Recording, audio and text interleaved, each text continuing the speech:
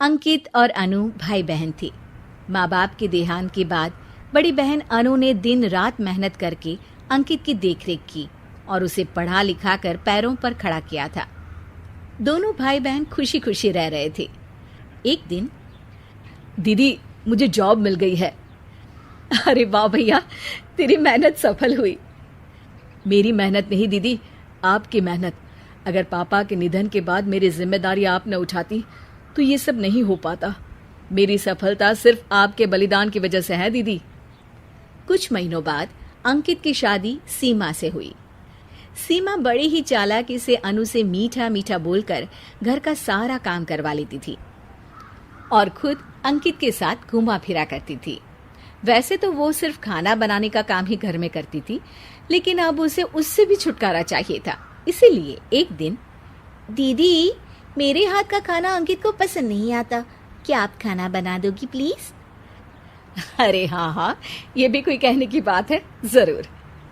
सीमा इस बात से मन ही मन बड़ा खुश होती है और अगले दिन के झाड़ू पोछे के काम से छुटकारा पाने के लिए एक और तरकीब लड़ाती है। हॉल में जोर जोर से कराहने लगती है। उसके कराहने की आवाज सुनकर अनु हॉल में भागती हुई आती है। क्या हुआ सीमा? दीदी, लगता है मेरी कमर अकड़ गई है। वो क्या है ना, मुझे झाड़ू पोछा करने की आदत नहीं है ना। मेरी मम्मी पापा ने मुझसे कभी ये काम नहीं करवाया। अरे कोई बात नहीं, झाड़ू पोछा ही तो है, मैं कर लिया करूंगी।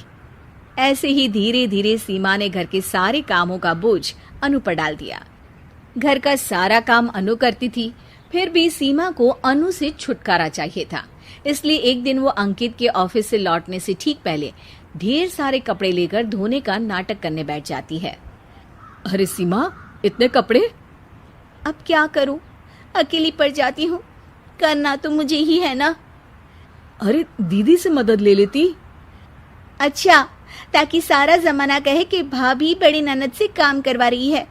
और वैसे भी दीदी ने तो साफ कह रखा है मुझे कि तुम आज जो भी हो सिर्फ उनकी वजह से हो, इसीलिए अगर उनके बनाए इस घर में रहना है तो काम करना ही पड़ेगा। ये सब सुनकर अंकित को बहुत गुस्सा आ गया। उसने अनु को बुलाकर कहा, दीदी ये घर पापा ने बनाया था और इसमें मेरा भी हिस्सा है और मुझे वो चाहिए। ये सुनकर अनु को बुरा तो लगता है, मगर वो दूसरे ही दिन घर का बंटवारा करने के लिए वकील के पास चली जाती है। वहां से लौटते हुए अनु का एक्सीडेंट हो जाता है, जिससे वो दोनों पैरों से अपंग हो जाती है। अब मजबूरन उसकी पूरी देखरेख सीमा को करनी पड़ती है। एक दिन सारे कामों से थक कर सीमा अंकित से कहती है, अजी सुनते हो, अब मुझसे तुम्हारी ये बहन की सेवा ना होगी। अगर कल तक तुम इसका बंदोबस्त नहीं करते तो मैं घर छोड़कर चली जाऊंगी। अरे ये कैसी बातें कर रही हो? इस हालत में वो कहाँ जाएंगी? मैं कुछ नहीं जानती, बस कल ये इस घर में मुझे दिखनी नहीं चाहिए। अंकित अपनी बीवी की जिद के आगे हार मान लेता है और अनु को शेल्टर होम में छोड़ आता है। 3 महीने बाद, अजी सुनते हो, ये आपके लिए एक पार्सल आया है, ये लीजिए। अरे इसमें तो घड़ी है और एक चिट्ठी भी है। दिखाइए तो। अरे वाह, बड़ी ही सुंदर घड़ी है, लेकिन ये आपको भेजी किसने? पता नहीं, शायद चिट्ठी में कुछ लिखा हो। आशा करती हूँ ये घड़ी तुम्हें पसंद आएगी। रक्षाबंधन की बहुत शुभकामनाएं, तुम्हारी दीदी अनु। चिट्ठी पढ़कर अंकित की आंखें भर आती है। मैं दीदी को लेने जा रहा हूँ सीमा। अरे घड़ी भेज तो दी उन्होंने, अब क्यों जाना उनके पास? देखा सीमा, दीदी हमसे दूर जाकर भी हमारे बारे में ही सोचती है, और एक हम है जो उनकी सेवा से बचने के लिए उन्हें शेल्टर होम छोड़ा है। तुम्हारी बातों में आकर मुझसे ये क्या पाप हो गया? मैं जा रहा हूँ दीदी को लेने, और जब मैं वापस आऊं तो तुम मुझे हमारे घर में मत दिखना। इतना कहकर अंकित अनु को लेने निकल जाता है। वहां पहुंचकर, दीदी मुझे माफ कर दो, मैं तुम्हें लेने आया हूँ। भाई आज तो राखी है, आज तो मैं मना कर भी नहीं सकती। दोनों घर पहुंचते हैं।